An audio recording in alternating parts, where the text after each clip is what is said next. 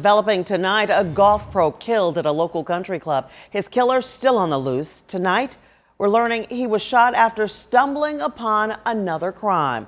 CBS 46's Tori Cooper is live at the Pine Tree Country Club. That's in Kennesaw. And she's following the latest developments in the story. Tori, good evening. Good evening, Karen. I exclusively obtained emails that were sent to club members earlier this morning. In it, it shows that Jean's wife told their two sons that a bad man killed their dad and that he died a hero because his death prevented many others from being killed or harmed by the suspect. And many of the members of the club I had a chance to speak with today agree.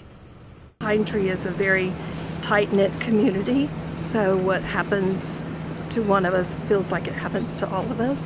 And I just couldn't believe it. And Pine Tree Country Club members are still shocked over the senseless loss of their golf pro, 41-year-old Gene Siller, who was shot Saturday afternoon right here at hole number 10. Brought some flowers. it's a big loss for us. And Police are still searching for the suspect who took off on foot after shooting Siller in the head moments after he drove this Ram 3500 truck up onto the green with two dead men in the back. But members of the club want more answers. whether or not it was a drug deal and whether anybody saw him. Police say this was a random act of violence and Siller was killed because he witnessed a crime taking place. Friends say that part now makes sense because Siller had no enemies. He probably just came down to see what was happening. The two men found dead in the back of the truck had no relation to the country club.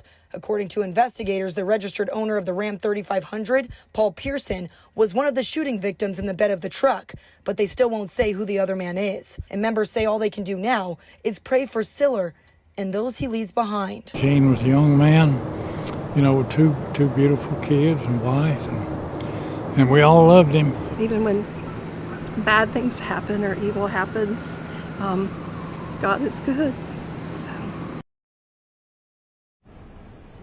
Now that support for Siller is already still showing up. You can see another woman with flowers right now attending the memorial, likely going to leave some prayers for Siller and his family. Now, even though police say that the suspect that is still at large does not pose a direct threat to the community at this time, residents in this area that I have had a chance to speak with today and yesterday tell me that they are terrified. One resident just walked up to me a few seconds ago and gave me this notice that he says that he got from police in his mailbox just today detailing what happened. He says this notice came far too late and he believes the neighborhood should have been shut down completely. Reporting live in Cobb County, I'm Tori Cooper, CBS 46 News.